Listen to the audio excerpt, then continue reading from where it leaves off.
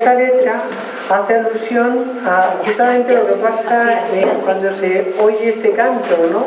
Y cuando se oye en nuestros pueblos y ciudades las campanas que recuerdan las 12, ¿no? La hora del ángelus, ¿no? Entonces dice cómo ese sonido, ¿no? nos llama a todos a la oración, a la gratitud, a dar gracias por María, a dar gracias por su sí, a dar gracias por la gracia que nos llega a través de ella. Por eso, aunque el texto está en italiano, es muy bonito lo que significa, ¿no? Entonces, cuando oigáis la música, que es, la vais a recordar, porque seguramente todos recordáis este canto de Lourdes, ¿no? Pues nos hacemos uno con este misterio de gracia que es la encarnación en María.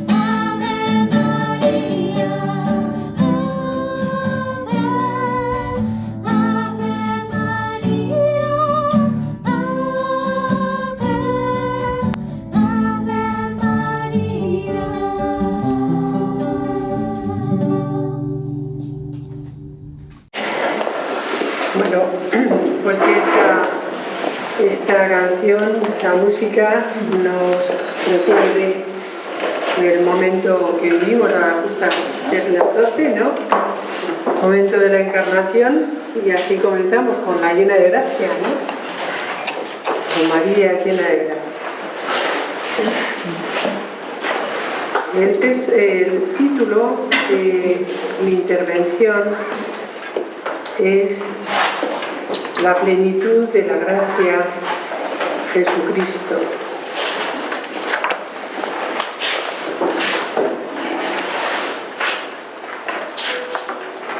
La plenitud de la gracia, la plenitud del don de Dios, Jesucristo.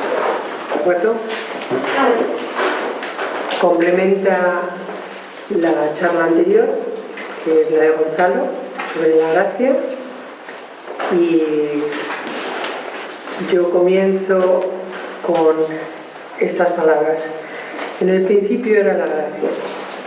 Cuando la filosofía se hizo la pregunta todavía actual de por qué la vida y no la nada, la respuesta a ese por qué es la gracia. Cuando el hombre sin mérito alguno se vio visitado por un Dios que le salva, la razón está en la gracia. Cuando Pablo o Agustín recogen en pocas palabras su experiencia de encuentro con el amor de Dios manifestado en Cristo Jesús, concluyen que todo es gracia. Por lo tanto, la gran experiencia que tiene el hombre del encuentro con Dios es la experiencia de una gracia infinita e inmensa. Esa es la reducción, que podríamos decir, del encuentro con Dios. Es decir, que todo es gracia. Que si estamos aquí es por gracia. Por pura gracia hemos sido salvados. ¿De acuerdo? Por gracia, por lo tanto, de un Dios que no puede sino darnos su amor, darnos su gracia abundante, eterna, que se multiplica, que se distribuye siendo luz, vida, camino, pan, vino, aceite, compañía, acogida. La gracia, como nos ha dicho Gonzalo, precede a todo. Ya estaba en el principio porque estaba en Él, porque Él era un Dios de gracia, de don y de misericordia, de compasión y de consuelo. Dios de gracia. La gracia está en el principio. En el principio era la gracia.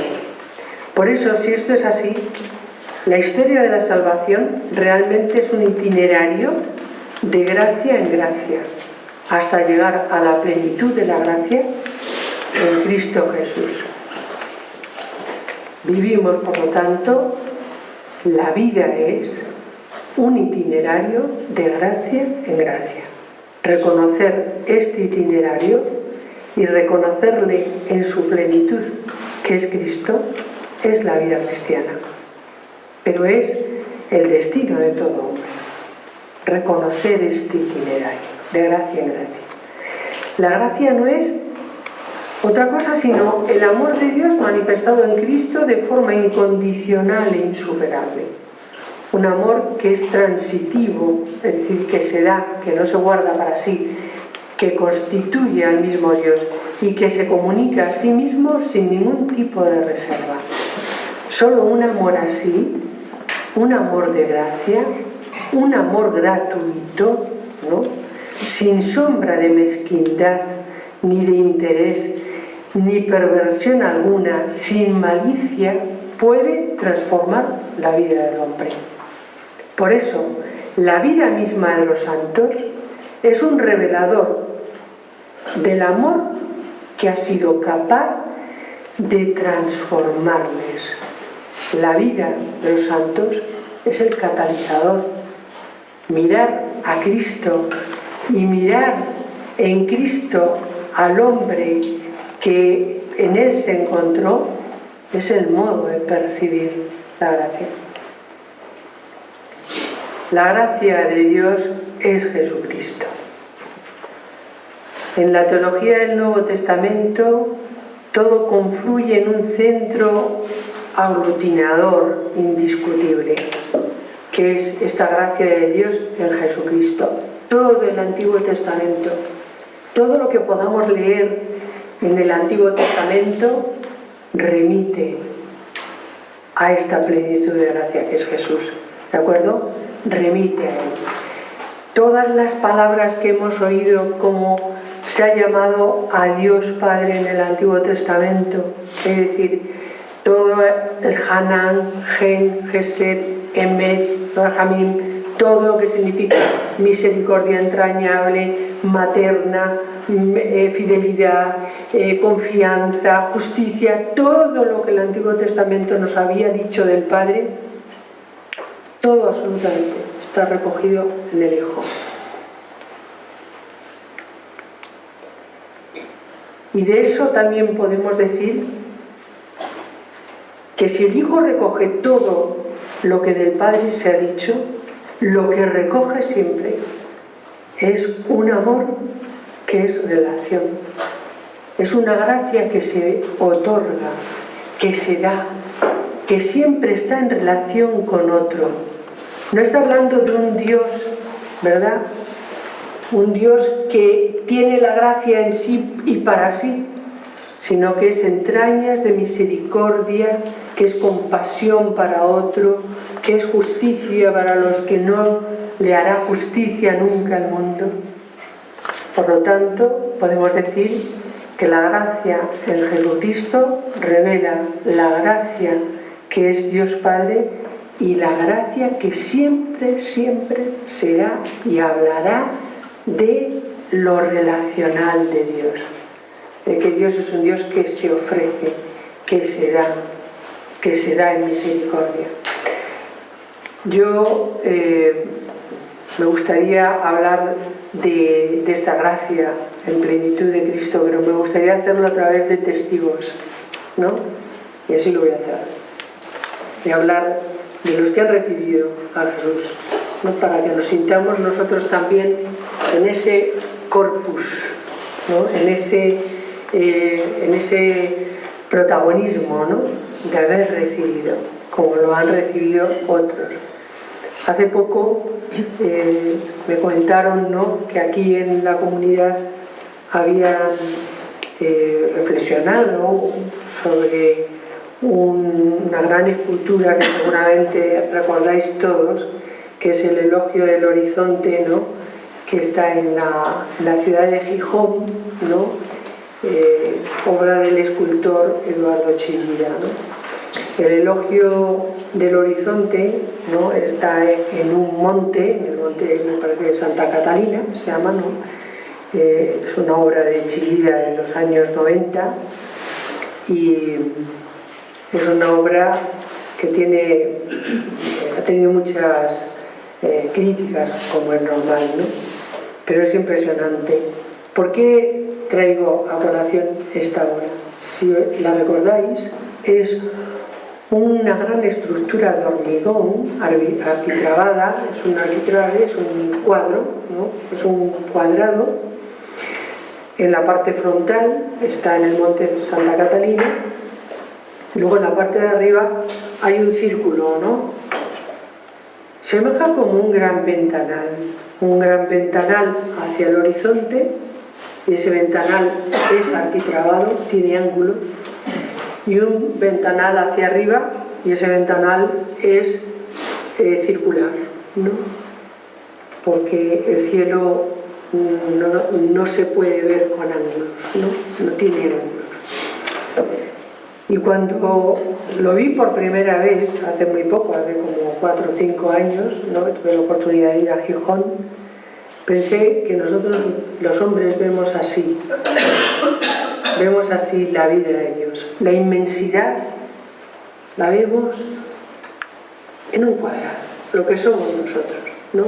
Es mucho más grande, la vemos en un cuadrado, la vemos en un ventanal. Si ahora dijéramos, vamos a mirar todos para allá, será precioso verlo, pero nos dan ganas de hacer así, ¿eh?, de ampliar la mirada.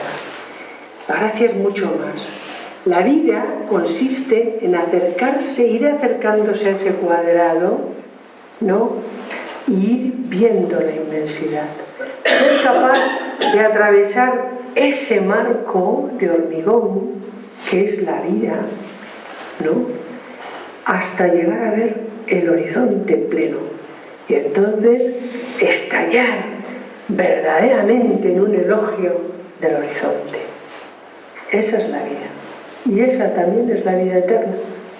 Traspasar el marco. ¿De acuerdo? Traspasar el marco. Bueno, pues yo me voy a centrar en el marco, ¿de acuerdo? En los que estaban aquí y desde aquí nos hablaron de ellos, ¿vale? Bueno, primero María, ¿no? Sobre el marco de María, ¿qué podemos decir? María es el recipiente de la gracia. ¿Qué nos puede decir María sobre la gracia si es la madre de la gracia? Es la madre de Cristo. Ella es recipiente y morada.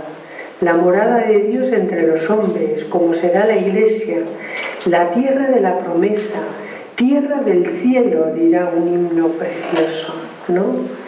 María es la llena de gracia, como dirá el saludo del ángel, que Jarito Mene, ¿no? Nos decía nuestra profesora, no se puede traducir del griego, esto es inmenso.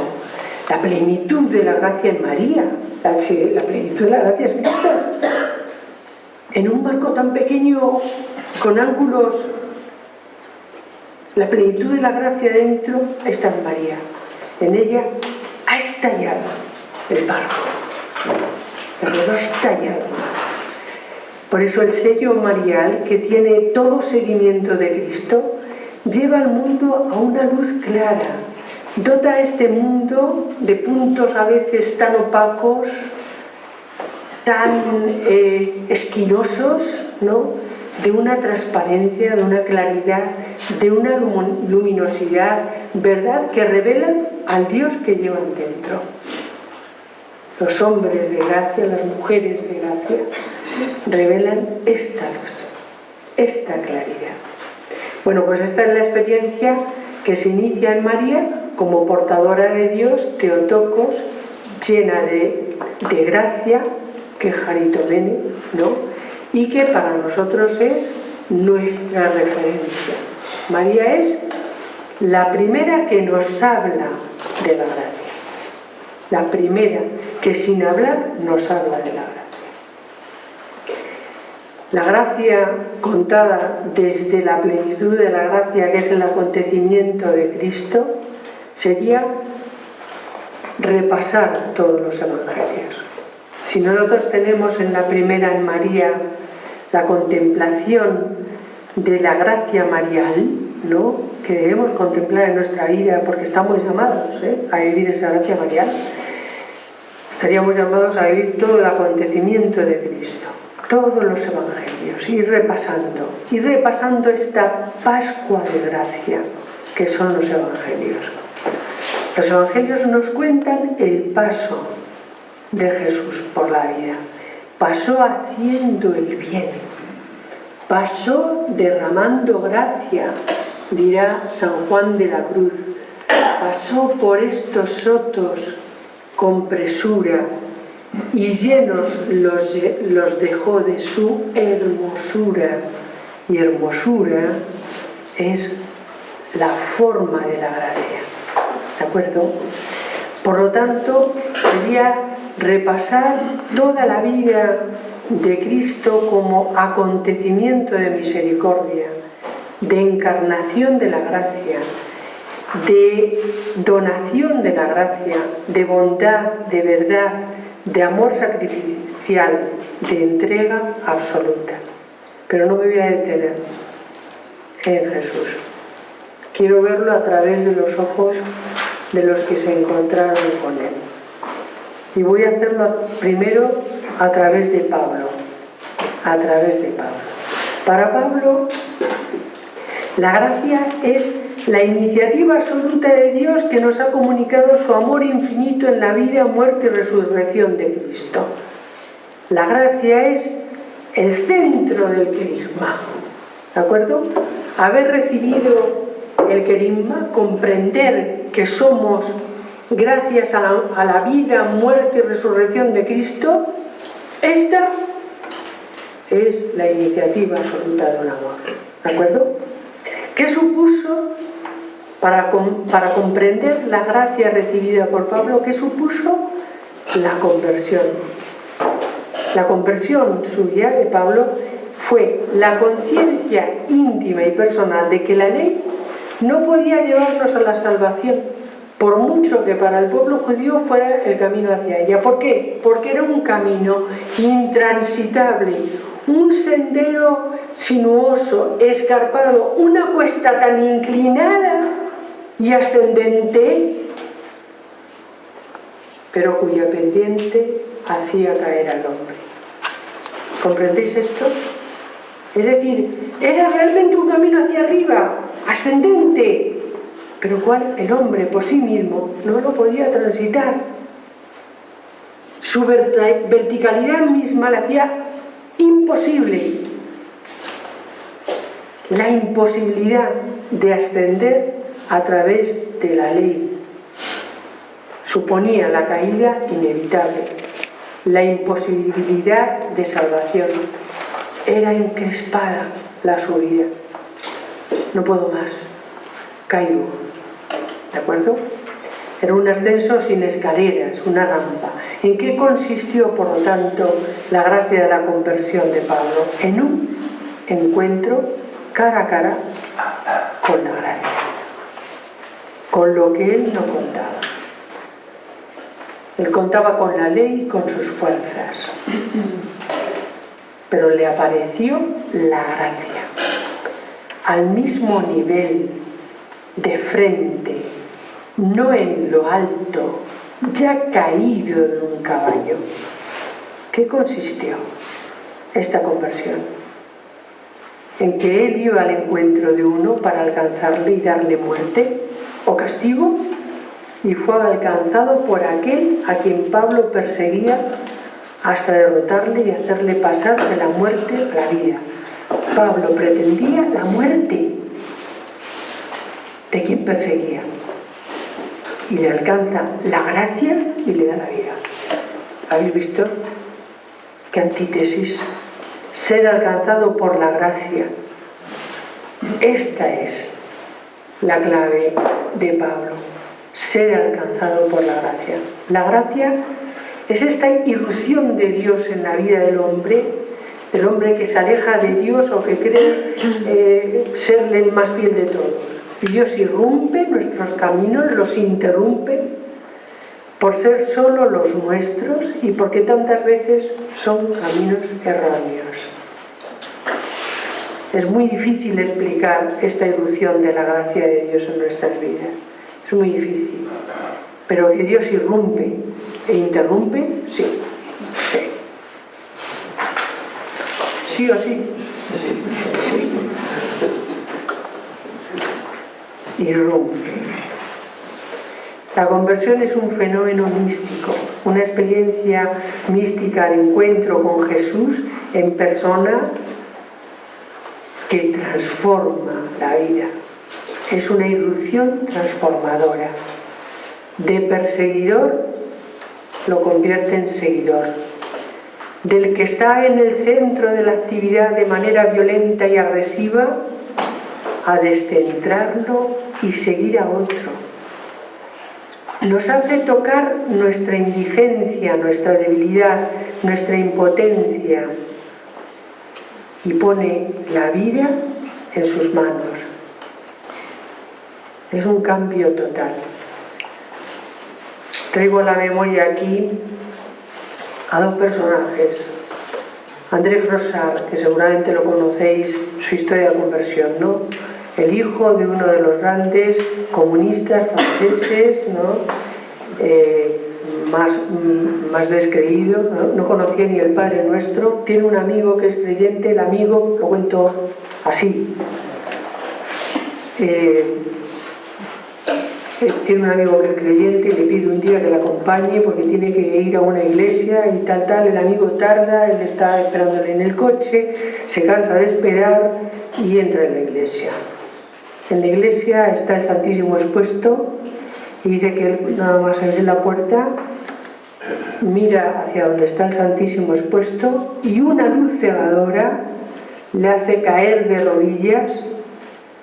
No sabe lo que le pasa, empieza a temblar, se pone en pie, va a la sacristía, ve a su amigo con el cura y le dice al cura: quiero ser cristiano.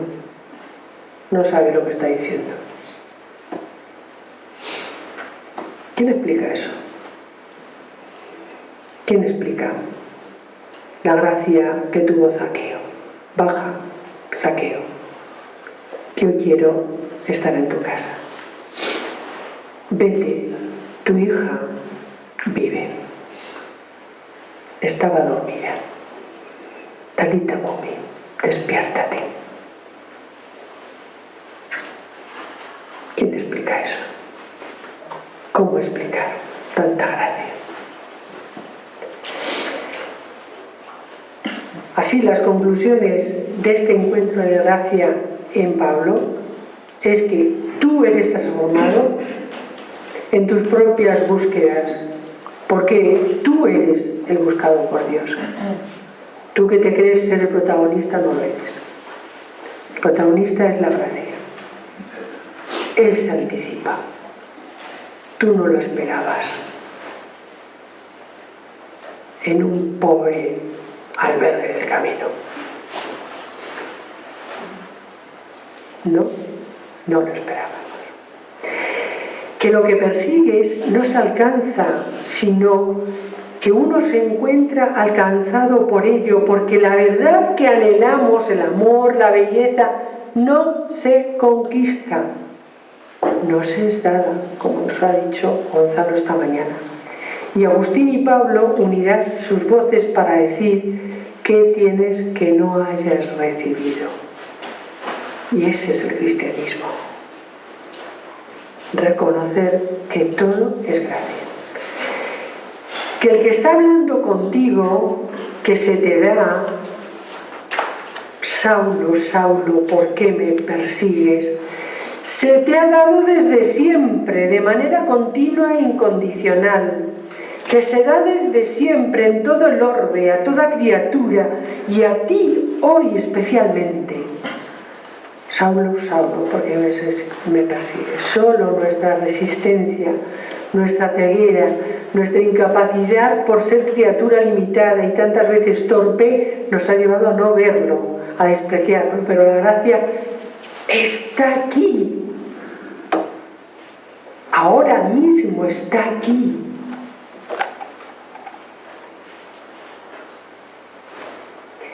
Que la verdadera conversión es descubrir el auténtico sentido de toda relación de dependencia y la falsedad de ese sueño infantil de creer que podemos hacerlo solos.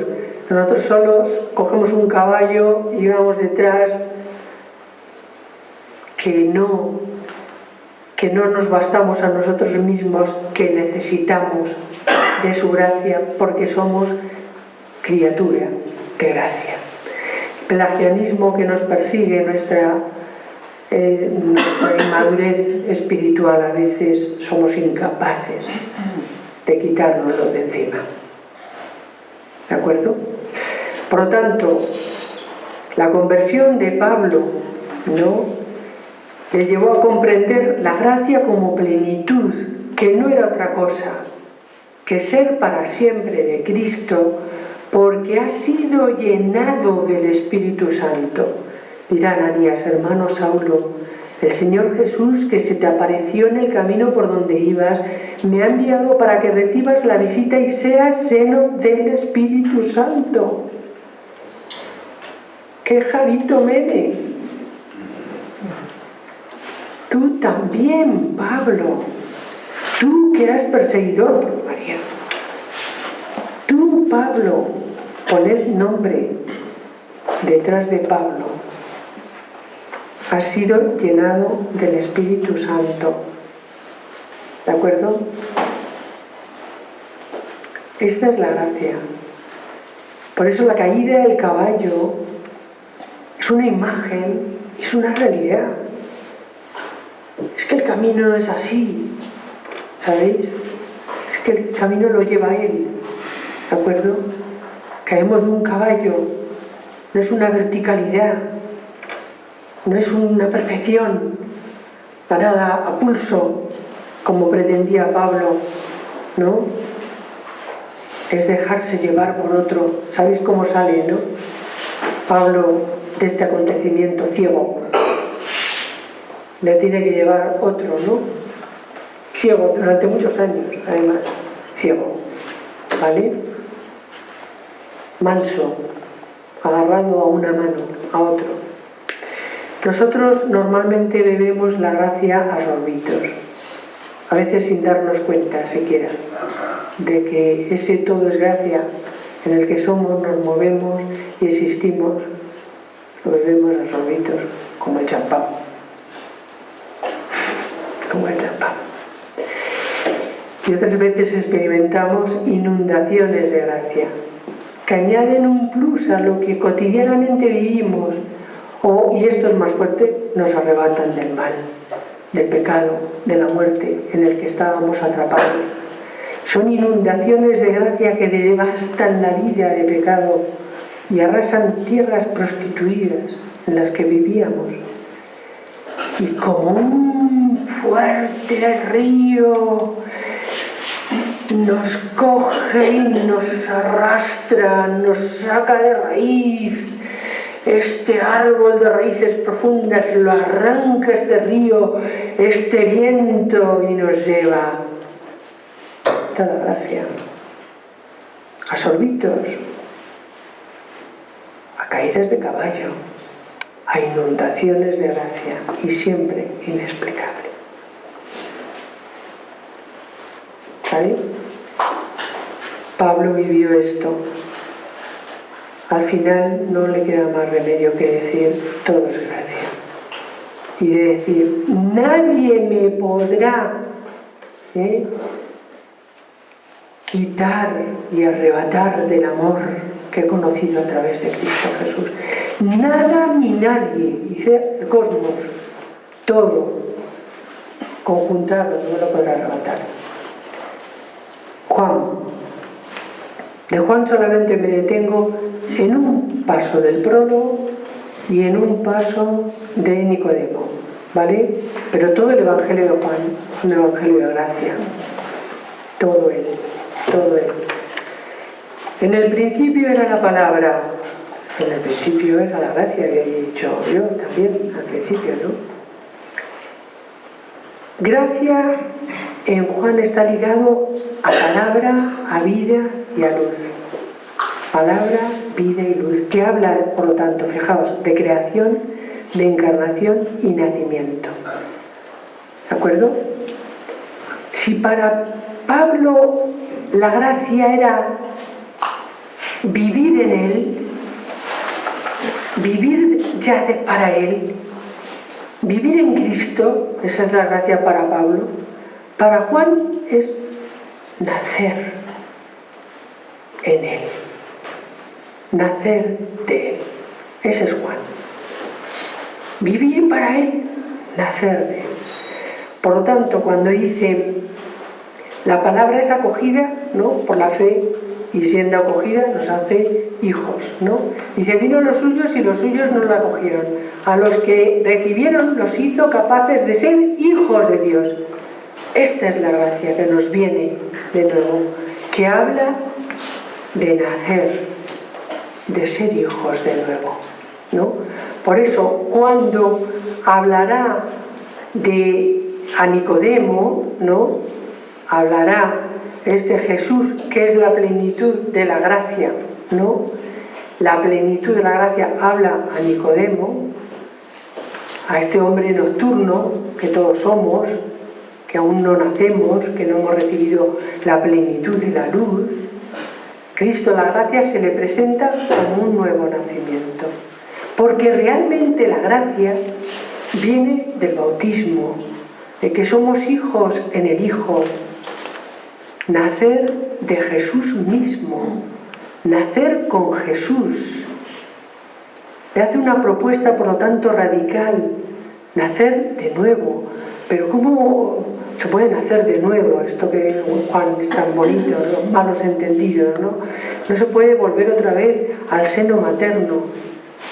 Y dirá Jesús, sí, porque se puede volver al agua, nacer del agua y del espíritu. Pero es que resulta que el agua, no, para todas las tradiciones y para todas las culturas, es un mito logumeno que significa siempre agua, seno materno. Vuelve otra vez a un seno materno nuevo, que es el seno bautismal, ¿no? Nace de ahí, nace del bautismo, de un agua que va a estar fecundada por el Espíritu. Fijaos qué imágenes, imágenes de fecundidad humana, ¿no? Nacer de nuevo. La gracia va a venir de este nacer de nuevo del agua y del Espíritu. Nacer de Dios, nacer en Jesús, volver como Él otra vez del sepulcro, como nació Jesús en el Jordán. en el sepulcro del Jordán se levanta, ¿no? Se levanta todavía con el barro del Jordán, ¿verdad? Pero diré que estos iconos bizantinos tan bonitos, ¿no? Tan pulidos, tan doraditos y tal, donde Jesús está limpio, se levanta con el barro, con la sangre de una vagina, ¿no? De un sepulcro, con el barro de la temporalidad y con el Espíritu, nacer de nuevo del Espíritu. Fijaos que todo el texto de Juan nos va a hablar de este nacimiento de nuevo, ¿no? Como en las bodas de Caná, que ese vino aguado, ese vino que se ha aguado y que se ha quedado ya empobrecida, esa ley antigua, ¿no? María provoca una hora, que es la hora de la gracia, y transforma el vino aguado en vino transformador de toda una vida. La clave de Juan en el discurso del pan de vida: yo soy el pan de vida. Quien me come vivirá para siempre. Esta es la gracia de Juan. Una vida sin fin. Una vida sin fin. Jesús nos ha traído la vida abundante y la vida para siempre. La gracia nos es donada, y esta es la clave de Juan más grande, por un Dios que es amor. Dios, decir que Dios es amor, es decir que Dios es todo gracia. Porque el amor es gratuito, gratitud siempre, gratuito y gratitud. Amor que se da y que se recibe. Por eso, como decía Gonzalo esta mañana, y no me quiero meter en ello porque además tampoco tenemos tiempo, la cruz, todo el misterio de pasión, toda la kenosis, es fruto del amor. Tanto amó Dios al mundo que entregó a su Hijo. Nos ha dado la gracia, la plenitud de la gracia en Cristo, tanto amor, pero la fuente es la gracia. Tanto amó Dios al mundo que nos dio lo que más amaba, que es la gracia en plenitud. ¿Me comprendéis? Es como si esta es la catarata que os digo, el arroyo que se ha convertido en un río caudaloso. Solo un Dios, amor, puede conceder la gracia de la vida. Por lo tanto, habernos encontrado con la gracia significa recoger estas dos claves, ¿no?, de Pablo y de Juan, que significarían ser en Cristo y nacer de Cristo. Ser en Cristo, porque somos en Cristo por el bautismo. Por lo tanto, el bautismo nos hace ser en Él y nacer de Él, de las mismas aguas bautismales.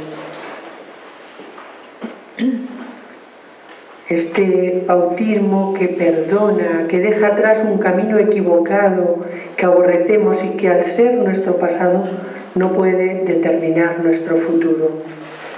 De ser seres autocentrados, el bautismo nos hace vivir ya para Él.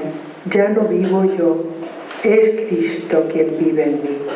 Esta es la gracia. Recibir a Cristo en mí y yo vivir en Él. Tú en mí y yo en ti. Esta es la gracia a la que estamos llamados. Ser en Cristo, por lo tanto, va a significar conocer la revelación total del amor de Dios, que no es otra cosa nada más que el Evangelio de Cristo. Un Evangelio que nos va a llevar a creer en la fuerza del amor, capaz de reconciliar nuestra condición de criaturas constantemente perturbadas, ¿no?, por las inercias del mal.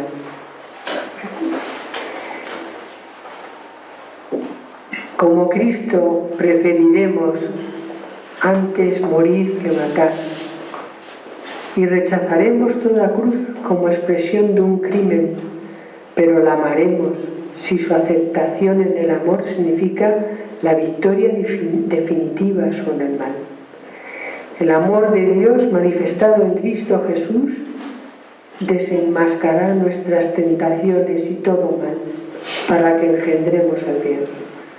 Ese amor nos da ante el pecado y el mal una resistencia firme, decidida y total a su realidad, que no puede hacerse sino de forma no violenta, sino quieta, paciente, tranquila, sufriente, como ha sido la vida de Jesús.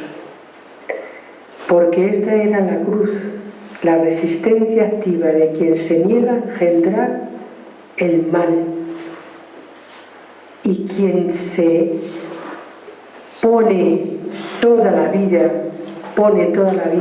para realizar la gracia, vivir en la gracia.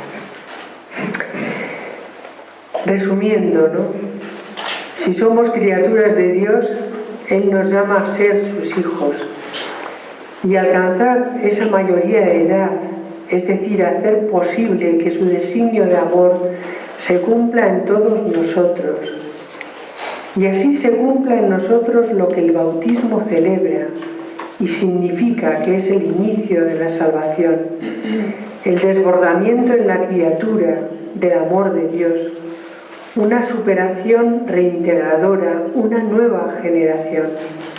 Vivir en la gracia es vivir la novedad en Cristo, vivir una nueva vida, ser capaz de no resistir esta nueva vida, ¿no?, de tal manera que podamos decir, no, con Pablo, ni la muerte, ni la vida, ni lo presente, ni lo futuro, ni la altura, ni la profundidad, ni criatura alguna podrá separarme del amor de Dios manifestado en Cristo Jesús. Yo termino diciendo que esta gracia, con la que os habéis encontrado seguramente muchas veces en la vida, o a sorbitos, o arrebatadoramente gracia, ¿no?, esta gracia ha de recordarse, ha de hacerse memoria de la gracia. En Deuteronomio 7 se habla, dice Dios a Moisés, haz memoria de quién he sido yo para ti. Te faltó la comida, te faltó el vestido, te faltó el agua, te faltó nada, porque yo cuidé de ti. Esto no lo podrás olvidar nunca, pueblo de Israel, no lo olvidarás nunca. Hacer memoria de la gracia.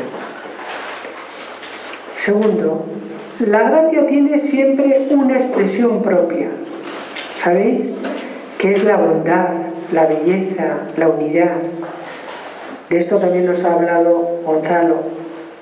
Una vida llena de quejas, que siempre le parece corta, insuficiente, malnutrida, que nunca hay de sobra, que siempre falta, no es expresión de gracia.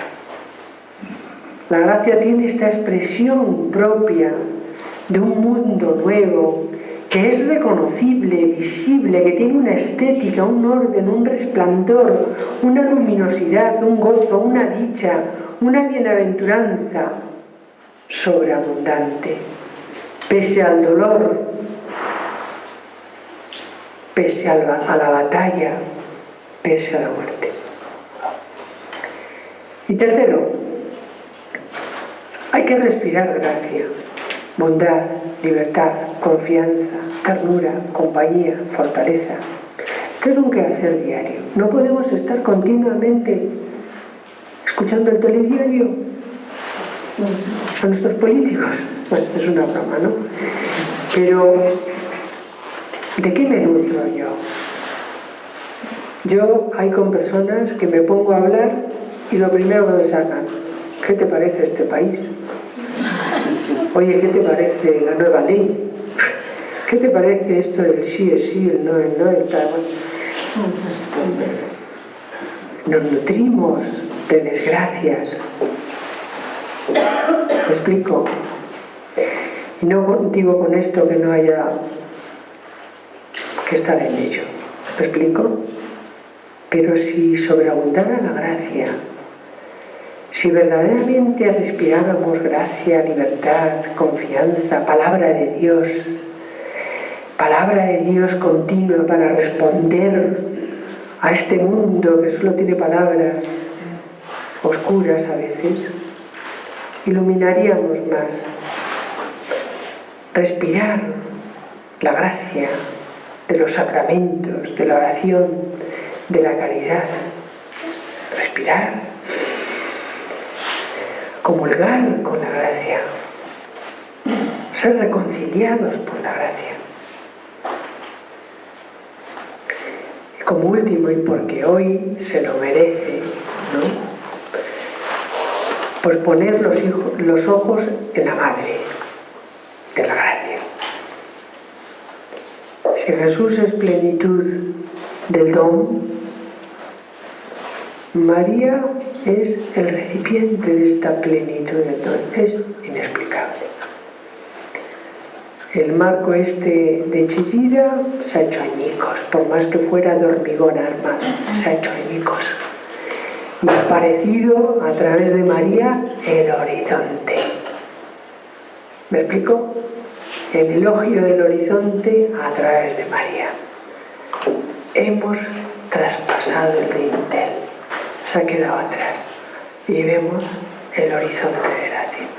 Esto es gracias a María. Esta es una experiencia mariana. María nos enseña a traspasar los horizontes cuadrados, ¿no? Y llenar los ojos de luz. Pues que así sea.